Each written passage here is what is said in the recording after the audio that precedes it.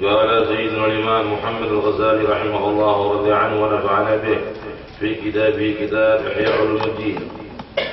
قال: باب في سعة رحمة الله تعالى على سبيل التفاؤل بذلك.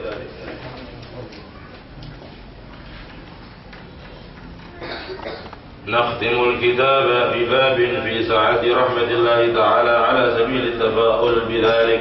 فقد كان رسول الله صلى الله عليه وسلم يحب الفأل، وليس لنا من الأعمال ما نرجو به المغفرة، فنقتدي برسول الله صلى الله عليه وسلم في التفاؤل، ونرجو أن يختم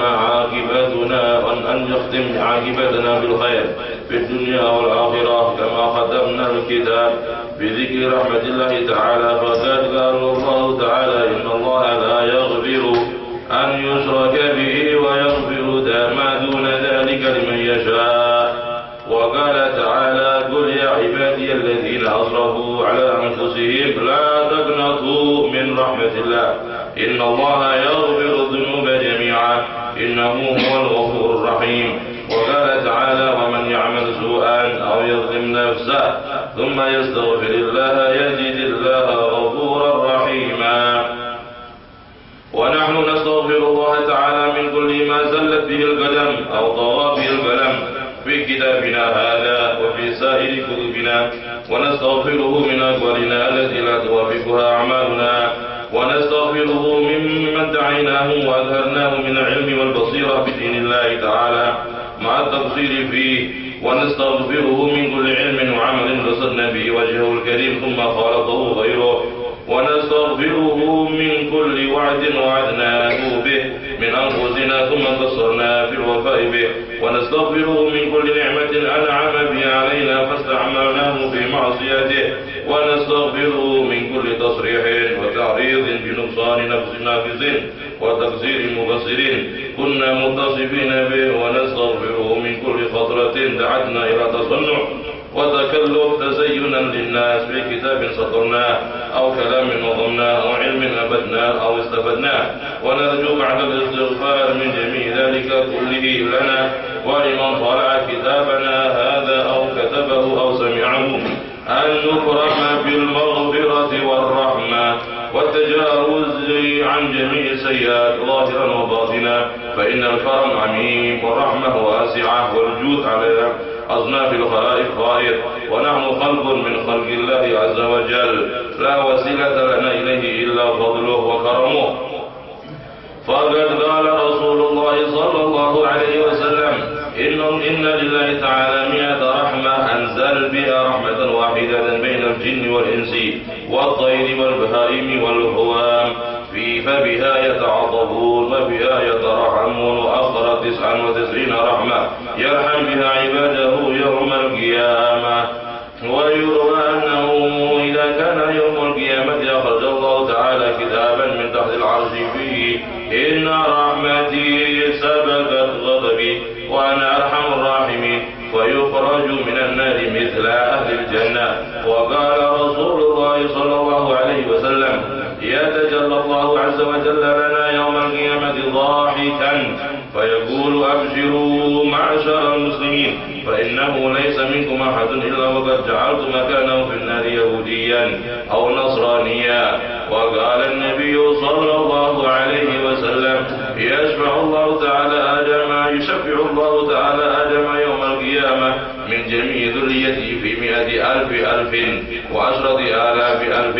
وقال صلى الله عليه وسلم: إن الله عز وجل يقول يوم القيامة للمؤمنين: هل أحببتم لقائي؟ فيقولون: نعم ربنا، نعم يا ربنا. فيقول: لما؟ فيقولون: رجونا. فيقولون: رجونا عفوك ومغفرتك. فيقول: قد أوجبت لكم مغفرتي. وقال رسول الله صلى الله عليه وسلم: يقول الله عز وجل يوم القيامة: أخرجوا من النار من ذكرني يوما أو خافني في المقام. وقال رسول الله صلى الله عليه وسلم: إذا اجتمع أهل النار بالنار ومن شاء الله معهم من أهل القبلة قال الكفار للمسلمين ألم تكونوا مسلمين قالوا بلى فيقولون ما أغنى عنكم إسلامكم إذ أنتم معنا في النار ويقولون كانت لنا ذنوب فأخذنا بها فيسمع الله عز وجل ما قالوا فيأمر بإخراج من كان في النار من أهل القبلة فيخرجون فإذا رأى ذلك الكفار قالوا يا ليتنا كنا مسلمين فنخرج كما أخرجوا ثم قرأ رسول الله صلى الله عليه وسلم ربما يود الذين كفروا لو كانوا مسلمين.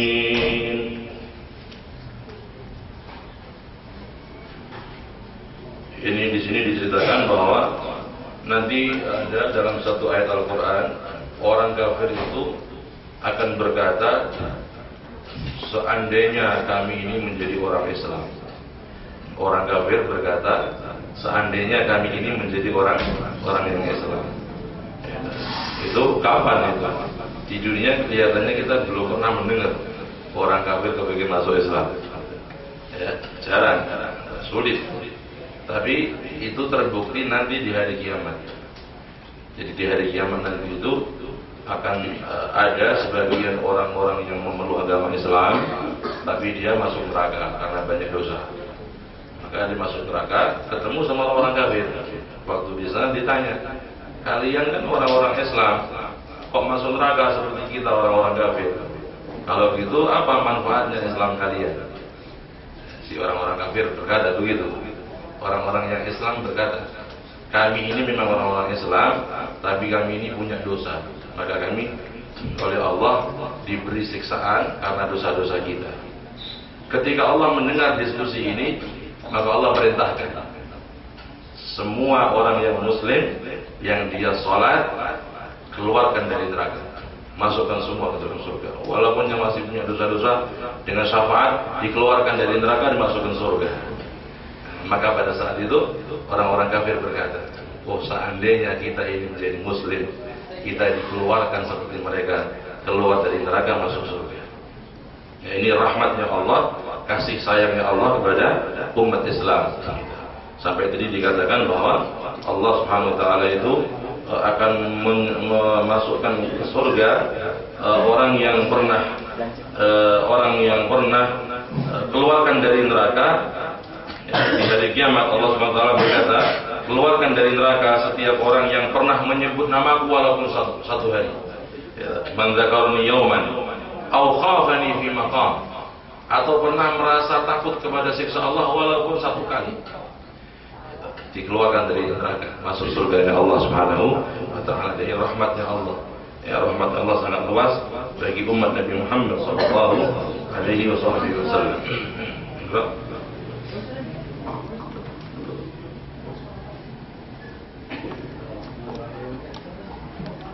بسم الله الرحمن الرحيم. رضي الله عنه وقال رضي الله عنه وقال رسول الله صلى الله عليه وسلم الله يرحم بعبده المؤمن من الوالدة الشفيقة بولدها.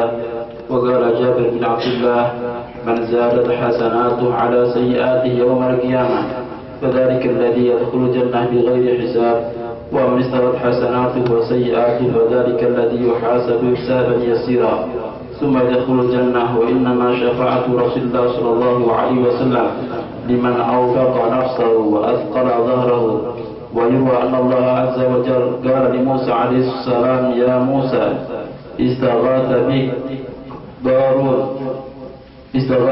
بك قارون فلم تغثه وعزتي وجلالي لا استغاث بي لأخذته وعفوت عنه. وقال سعد بن بلال يؤمر يوم القيامة بإخراج رجلين من النار فيقول الله تبارك وتعالى ذلك لما قدمت أيديكما وما أنا بظلام للعبيد ويأمر بردهما إلى النار فيعد أحدهما في سلاسله حتى يقتحمها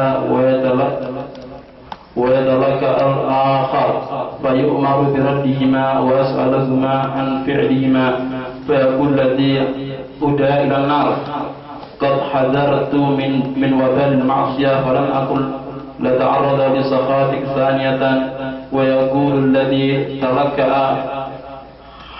حسن حسن ظني بك كان يشعرني ألا تردني إليها بعدما أخرجتني منها فيأمر بهما إلى الجنة. وقال رسول الله صلى الله عليه وسلم ينادي مناد من تحت العرش يوم القيامة يا أمة محمد أما ما كان لي قبلكم فقد وهبت لكم وبقيت التبعات وتواهبوها وادخلوا الجنة برحمتي. ويرى أن أعرابيا سمع ابن عباس يقرأ وكنتم على شفا حفرة من النار فأنقذكم منها فقال العربي والله ما أنقذكم منها وهو يريد أن يوقعكم فيها. فقال ابن عباس خذوها من غير فقيه. وقال صنابحي دخلت على عبادة بن صامت وهو في مرض الموت فبكيت فقال مهلا لما تبكي فوالله ما من حديث سمعته من رسول الله صلى الله عليه وسلم لكم فيه خير إلا حدثتموه إلا حديثا واحدا وسوف أحدثكموه اليوم وقد أخيط بنفسي. سمعت رسول الله صلى الله عليه وسلم يقول من شهد أن لا إله إلا الله وأن محمد رسول الله حرم الله عليه النار. وقال عبد الله بن عمرو بن عاص قال رسول الله صلى الله عليه وسلم إن الله يتخلص رجلا من أمتي على رؤوس الخلائق يوم القيامة فينشر عليه 99 سجلا كل سجل منها مثل مد البصر ثم يقول أتنكر من هذا شيئا أظلمتك كتبتي الحافظون فيقول لا يا رب فيقول أفلك عذر فيقول لا يا رب فيقول بلى إن لك عندنا حسنة وإنه لا ظلم عليك اليوم فيخرج بطاقة فيها أشهد أن لا إله إلا الله وأشهد أن محمد رسول الله فيقول يا رب ما هذه البطاقة مع هذه السجلات فيقول إنك لا تظلم. قال فتوضع السجلات في كفة والبطاقة في كفة. قال فطاشت السجلات وثقلت البطاقة فلا يذكر مع اسم الله شيء. Di sini ada faedah dari Imam Al-Ghazali dari sahabat Jabir bin Abdullah Al-Ansari. Beliau mengatakan bahwa orang yang masuk surga di hari kiamat tanpa dihisab itu bukan orang yang tidak punya dosa. Jadi yang masuk surga tanpa dihisab itu adalah orang yang kebaikannya melebihi keburukannya. Itu cukup. Jadi tidak harus orang tidak punya dosa. Man zadat hasanatuhu ala sayyi'atihi fadzalika alladhi yadkhulul jannah bighairi hisab. Orang yang kebaikannya melebihi keburukannya itu sudah cukup modal. Dengan rahmatnya Allah dia masuk surga tanpa ditanya. Ya, semoga Allah jadikan kita rombongan ini. Kemudian orang yang keburukannya dan kebaikannya itu sama, itulah mereka yang akan dihisab tapi dengan hisab yang ringan. Yuhasabu hisaban yasira. Dia akan dihitung, ditanya tapi gampang, digampangkan. Ya istilahnya dipermudah, ditanya-tanya aja untuk tapi dimudahkan ya sudah ada apa insyaallah masuk surga. Rahmatnya Allah Subhanahu wa taala. Ya, karena itu kita harus banyak husnuzan kepada Allah. Jangan sampai kita suudzon. Jangan berburuk sangka kepada Allah. Harus selalu melatih hatinya berbaik sangka kepada Allah Subhanahu wa taala. Karena Allah itu tergantung persangkaan hambanya. Kalau kita bersangka baik, ya Allah kasih baik. Nah, tapi kalau kita bersangka buruk, naudzubillah, sampai putus asa dari rahmatnya Allah, sampai merasa diusir dari rahmatnya Allah, ini akan mendapatkan kejelekan. Naudzubillah min dzalik. Ya, karena itu berusahalah kita untuk selalu berbaik sangka kepada Allah Subhanahu wa taala. Intinya orang yang masuk neraka itu berarti orang yang betul-betul celaka. Artinya apa? Sudah banyak penyelamat dalam agama ini. Sudah banyak menghapus dosa. Sholat jamaah menghapus dosa, wudhu menghapus dosa, majelis ilmu menghapus dosa, kita berbakti pada orang tua menghapus dosa. Hampir semua amal dalam sehari saja itu puluhan amal menghapus dosa. Kalau ada orang sampai dia tidak mendapat ampunan Allah sampai masuk neraka, betul-betul dia orang yang sangat-sangat celaka. Ya, na'udzubillah, semoga kita jauh dari sifat dan keadaan ini. Ya, karena Rasul pernah mengatakan apa? Taraktukum 'alal mahajjatil bayda, lailuha kanahariha, la yazighu anha illa halik. Aku telah mewariskan bagi kalian agama yang sangat jelas dan gamblang. Ya, gamblang, jelas, pertelo dan mudah agama Islam. Tidak ada sulitnya agama Islam. Sampai dikatakan oleh Kanjeng Nabi tadi bahwa dari jelasnya agama Islam itu malamnya seperti siangnya. Kinayah.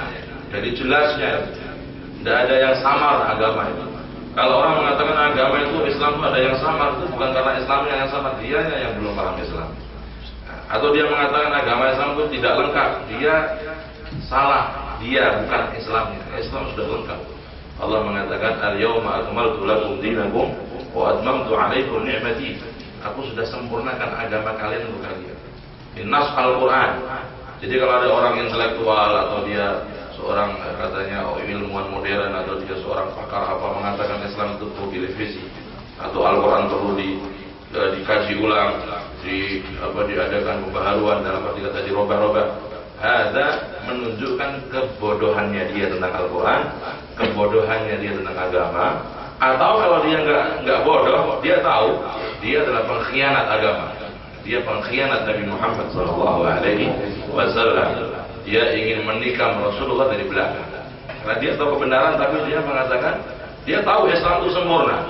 Tapi karena ingin iming-iming dapat duit dari orang-orang Barat, dapat duit dari university yang ingin merusak Islam dari dalam, dia berfatwa demikian untuk mengatakan Islam itu perlu direvisi, Al-Quran itu perlu dirubah, direlevansikan dengan zaman.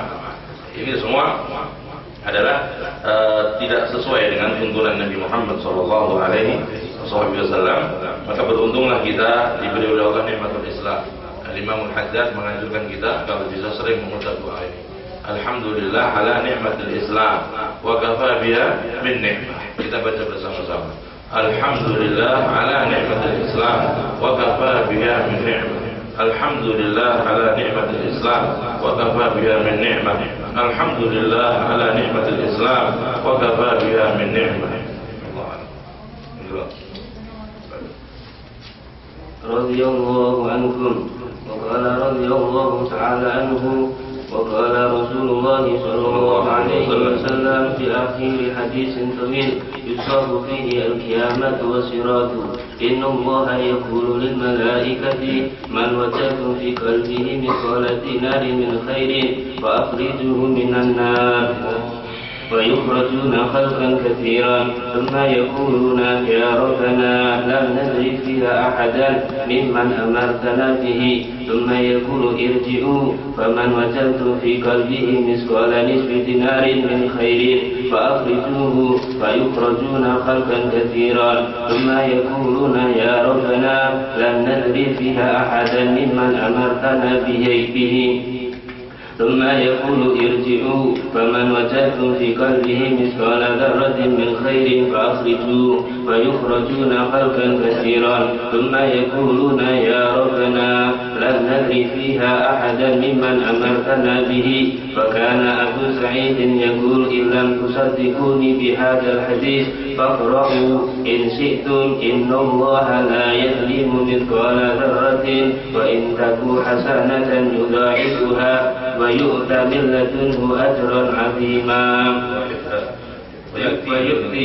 ويؤتي من لدنه أجرا عظيما قال فيقول الله تعالى شفعت الملائكة وشفع النبيون وشفع المؤمنون ولم يبق إلا أرحم الراحمين فيقبض قبضة فيخرج منها قوما لم يعملوا خيرا قد عادوا حمما فيلقيهم في نهر في أفواه الجنة يقال له نهر الحياة فيخرجون منها كما تخرج الحبة في حميل السيف. ألا ترونها تكون مما يلي الحجر والشجر ما يكون إلى شمس أصفر وأخضر وما يكون منها إلى ظل أبيض. قالوا يا رسول الله كأنك كنت ترعى بالبادية. قال فيخرجون كلؤلؤ في رقابهم الخواتم يعرفهم أهل الجنة يقولون هؤلاء متقاء الرحمن الذين أدخلهم الجنة بغير عمل عملوا ولا خير قدموا. ثم يقول ادخلوا الجنة فما رأيتم فهو لكم فيقولون ربنا أعطيتنا ما لم تؤت أحدا من العالمين. فيقول الله تعالى إن لكم عندي ما هو أفضل من هذا. فيقولون يا ربنا أي شيء أفضل من هذا؟ فيقول رضائي عنكم فلا أسرح عليكم بعده أبدا. رواه البخاري ومسلم في صحيحهما. وروى البخاري أيضا عن ابن عباس رضي الله عنهما قال خرج علينا رسول الله صلى الله عليه وسلم ذات يوم فقال عرضت علي الأمم يمور النبي ومعه الرجل والنبي ومعه الرجلان والنبي ليس معه أحد والنبي معه الرهط. فرأيت سوادا كثيرا فرجت أن تكون أمتي. وقيل لي هذا موسى وقومه. ثم قيل لي انظر فرأيت سوادا كثيرا قد سد الأفق. وقيل لي انظر هكذا وهكذا فرأيت سوادا كثيرا. وقيل لي هؤلاء أمتك ومع هؤلاء 70,000 يدخلون الجنة بغير حساب. فتقرب الناس ولم يبين لهم رسول الله صلى الله عليه وسلم. فتذاكر ذلك الصحابة وقالوا أما نحن فولدنا في الشرك ولكن قد آمنا بالله ورسوله هؤلاء هم أبناؤنا. فبلغ ذلك رسول الله صلى الله عليه وسلم فقال هم الذين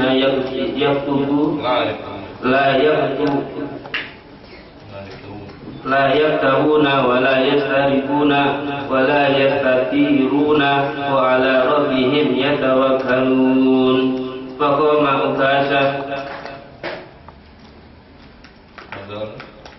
عكاشة فقال النبي فقال ادعوا الله يجعلني منهم يا رسول الله. فقال أنت منهم. ثم قام آخر فقال مثل قول عكاشة. فقال النبي صلى الله عليه وسلم سبقك بها عكاشة. وعن ابن عمار وعن عمرو بن حزم الأنصاري قال شهدت علي أن رسول الله صلى الله عليه وسلم ثلاثا لا يخرج إلا لصلاة مكتوبة ثم يرجع. فلما كان اليوم الرابع خرج إلينا فقلنا يا رسول الله احتبست عنا حتى ظننا أنه قد حدث.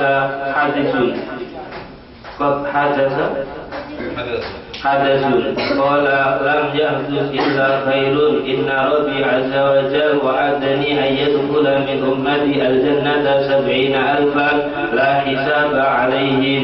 وإني سألت ربي في هذه الثلاثة أيام المزيد فوجدت ربي ماجدا واجدا كريما فأعطاني مع كل واحد من 70,000.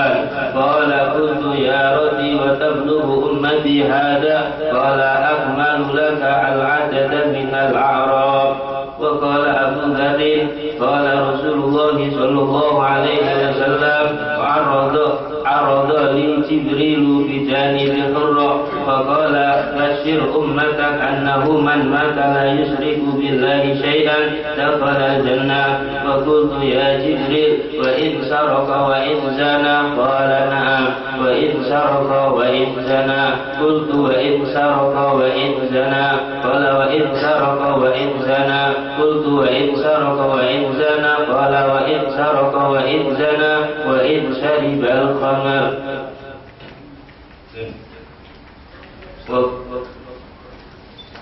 وقال أبو الدرداء قرأ رسول الله صلى الله عليه وسلم ولمن خاف مقام ربه جنتان. فقلت وإن سرق وإن زنى يا رسول الله؟ وقال ولمن خاف مقام ربه جنتان. فقلت وإن سرق وإن زنى؟ فقال ولمن خاف مقام ربه جنتان. فقلت وإن سرق وإن زنى يا رسول الله؟ فقال وإن رحم عنه أبي الدرداء. Rasulullah SAW pernah suatu ketika beliau tidak keluar dari rumah selama 3 hari. Jadi beliau 3 hari tidak keluar sampai sahabat khawatir apa yang terjadi untuk Nabi Muhammad SAW. Apakah ada sesuatu hal yang kurang baik sampai Rasulullah hanya keluar untuk sholat wajib saja. Jadi untuk sholat wajib beliau keluar, selain sholat wajib beliau tidak keluar.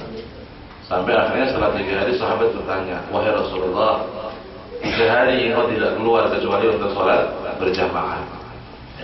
Apa gerangannya Rasulullah? Apakah ada hal yang buruk terjadi pada dirimu? Kalau Rasulullah yahdud ila khair, yang terjadi hanya kebaikan, enggak ada apa-apa. Hanya saja Allah Subhanahu wa taala menjanjikan kepadaku bahwa akan terpilih dari umatku 70.000 orang masuk surga tanpa ditanya oleh Allah. Lalu aku merasa itu masih sedikit, 70.000 sedikit. Aku minta tambah dalam 3 hari ini, maksudnya aku banyak doa, banyak tawajuh, banyak meminta kepada Allah selama 3 hari. Ini menunjukkan kalau orang punya hajat yang belum tentu turutan, banyak di kamar, banyak sholat, banyak doa sama Allah. Ya, seperti Rasulullah ini yang diprihatinkan adalah umatnya sallallahu alaihi wasallam. Beliau merasa tidak puas kalau cuma 70.000 tok yang masuk surga tanpa hisab. Beliau selama 3 hari berdoa minta tambahan sampai ditambah oleh Allah. Baik, kalau kau minta tambahan ya Muhammad, aku tambah. 1 orang dari setiap 70.000 bisa membawa 70.000 lagi. Tambahan lagi. Ya, sampai dalam satu riwayat sampai 3 kali. Kalau Rasul fazidni fastazadtuhu, aku minta tambah lagi. Ditambah lagi dari setiap 1 orang dari 70.000 yang dari 70.000 pertama bisa membawa 70.000 lagi. Bahkan sampai dikatakan wa thalatu hatayat min hatayati rabbi. Dan 3 cakupan dari cakupannya Allah. Cakupannya Allah tidak ada batasnya. Jadi nanti banyak dari umat Islam, dari umat Nabi Muhammad yang masuk surga bila hisab.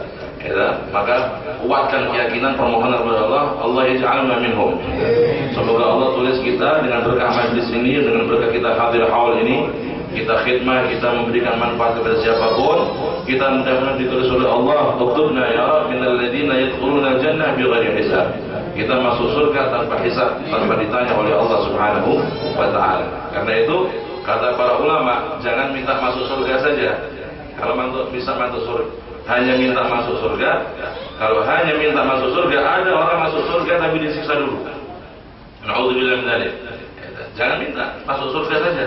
Harus minta masuk surga dan tidak terkena siksa neraka. Ini tingkatan yang kedua. Tingkatan itu lagi masuk surga tanpa disiksa wa tanpa dihisab. Kita minta surga tanpa disiksa dulu dan tanpa dihisab dahulu. Dan Allah Maha Dermawan akan memberi apa yang kita minta karena kita punya wasilah yang besar, Nabi kita Muhammad sallallahu alaihi wasallam.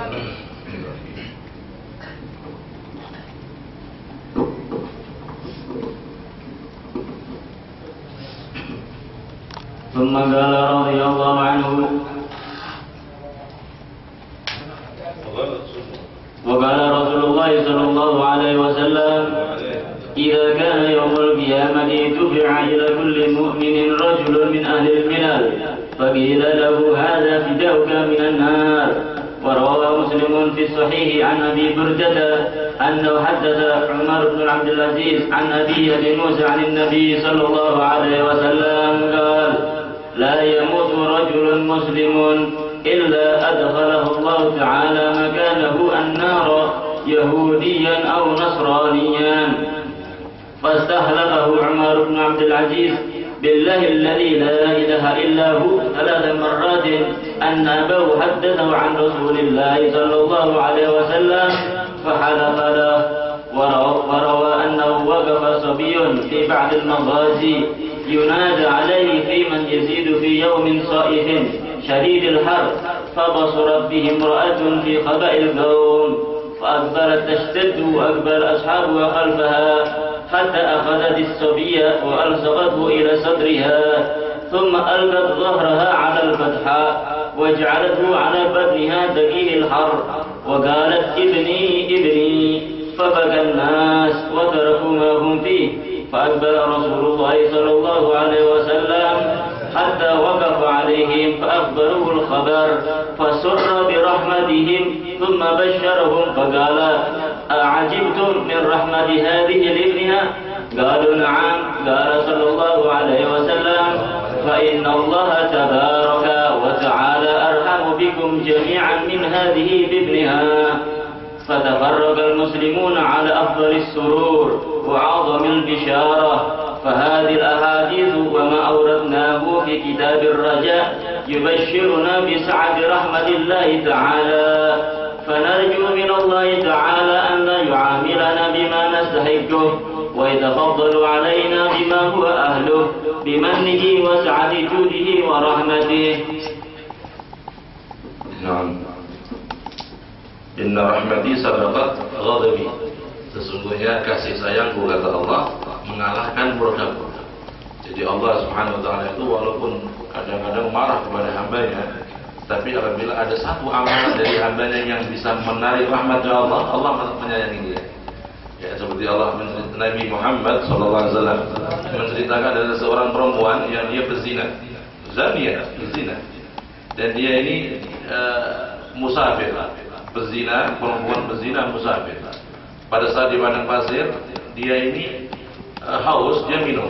Ketemu sumur, dia mau minum, tidak ada timba, maka dia turun ke sumur untuk minum tadi. Pada saat itu dia mau naik ke atas, ternyata ada seekor anjing yang menjulurkan lidahnya, haus anjing. Maka si perempuan ini dia dengan susah payah karena kasihan sama si anjing itu, dia mengambil air dari sumur yang dalam itu menggunakan apa? Sepatunya. Sepatunya dilepas, lalu diisi air, dan air sepatu yang isi itu digigit dengan gigitnya dia. Dia merangkak ke atas untuk membawakan air bagi si anjing. Adalah rahmat, dia sayang sama si anjing tadi, kesian dia. Qala Nabi sallallahu alaihi wasallam, si perempuan ini dimasukkan surga oleh Allah dengan rahmatnya dia kepada si anjing tadi. Padahal dia itu seorang berzina. Allahu Akbar. Jadi Allah itu rahmatnya sangat mengalahkan murkanya. Kita punya amalan 10 bikin murka Allah, satu amal kita bisa bikin senang Allah sampai Allah sayang sama kita, cukup sudah.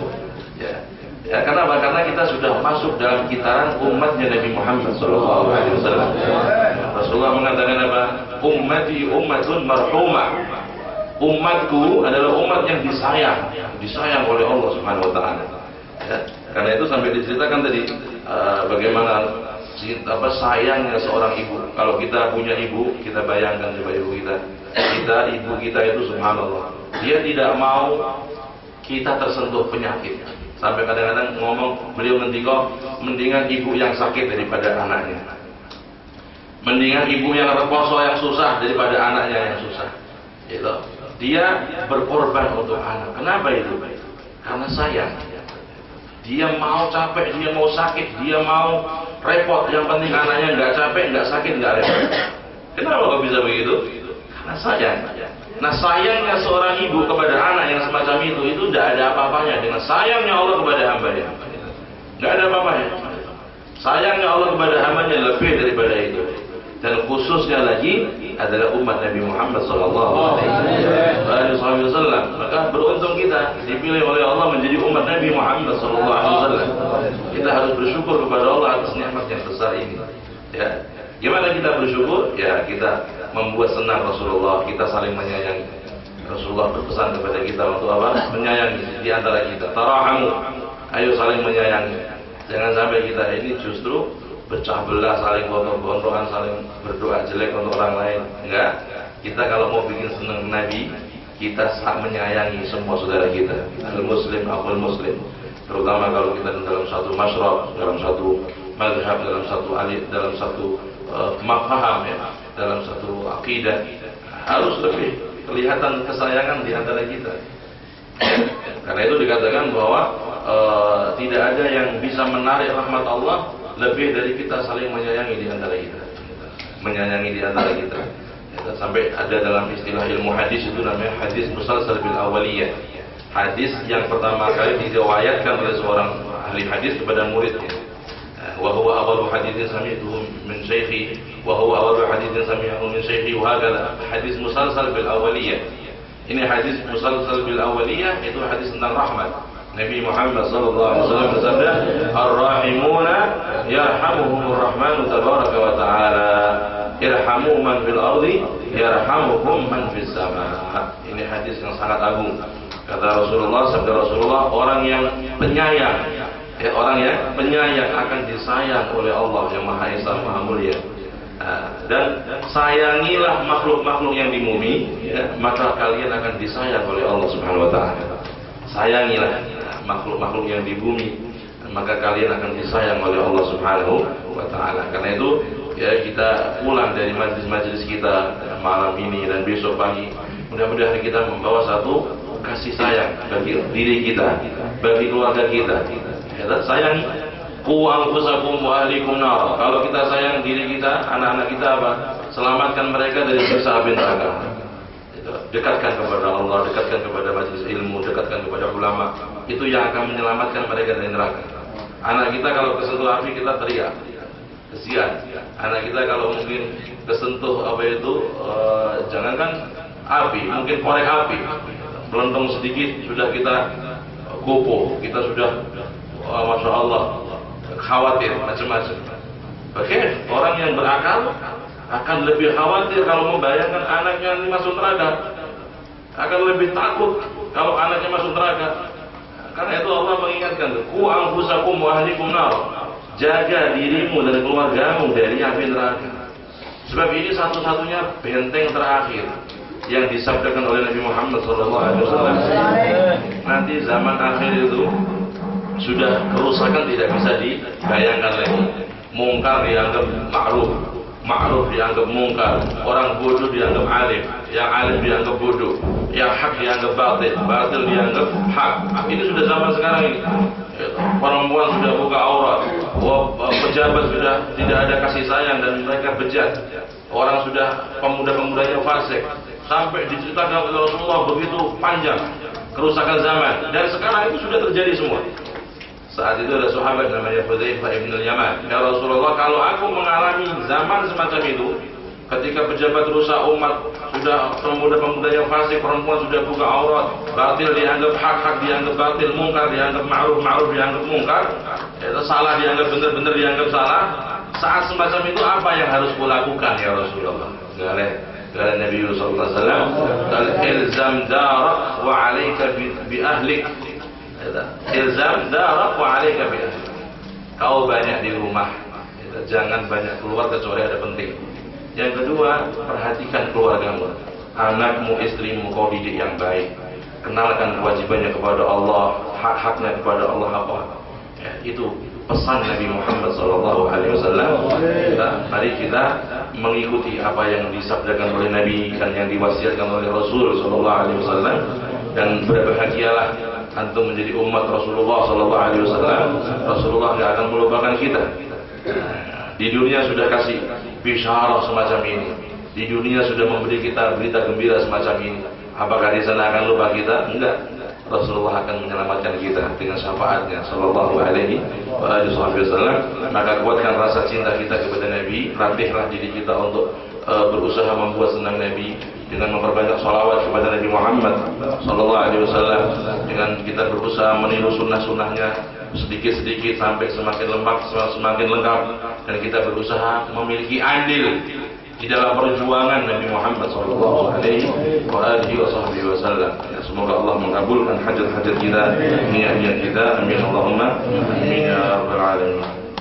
الفاتحة بنيات أن الله يجعلنا وإياكم من المحبوبين ومن المقبولين ومن المبرورين، وأن الله يجعلنا وإياكم من المقبلين ومن التائبين ومن الراجعين إلى الله، وأن الله يتقبل منا ومنكم الأعمال والنيات، وأن الله يمحو سيئاتنا، وأن الله يبدل سيئاتنا حسنات، وأن الله يتكرم علينا بفضل وجود وكرمه. وإلى روح الإمام الغزالي خاصة وأولاده وذريته ومشايخه وتلاميذه وجميع أهل الإحياء وجميع القراء الإحياء وجميع المحبين والعاملين لكتاب الإحياء، وإلى روح سيدنا الشيخ محمد دهلان، وإلى روح سيدنا الوالد عبد الواحد ومشايخهما وتلاميذهما وأنصارهما ومحبيهما وتلاميذهما ومن في دائرتهما، وإلى أرواح جميع مشايخنا ومشايخ مشايخنا، وإلى أرواح جميع ذوي القرابة لنا، خصوصا قرابتنا في بالمبان، خصوصا إلى روح كيا بناوة، وإلى روح كيا الزوابي، وإلى روح كيا الجيلاني، وإلى أرواح البشري، وإلى أرواح جميع قرابتنا وجميع مشايخهم وأمواتكم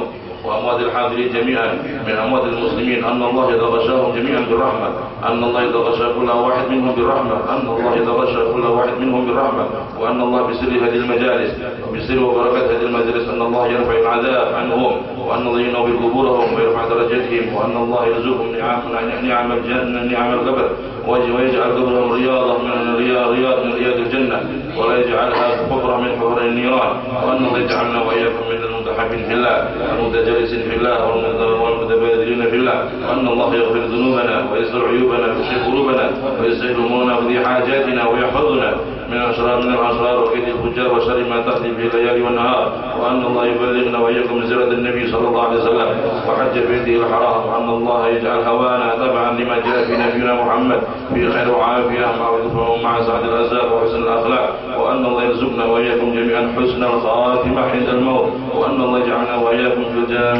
القيامة مع الذين أنعم الله عليهم من النبيين والصديقين والشهداء والصالحين، وحسن أولئك رفيقا. على هذه النيات كلها وعلى ما نويتم وعلى ما نوى سلفنا الصالحون وعلى ما نوى مشايخنا، وإلى حضرة النبي صلى الله عليه وسلم. الفاتحة. بسم الله الرحمن الرحيم. الحمد لله رب العالمين الرحمن الرحيم مالك يوم الدين، إياك نعبد وإياك نستعين، اهدنا الصراط المستقيم صراط الذين أنعمت عليهم غير المغضوب عليهم ولا الضالين.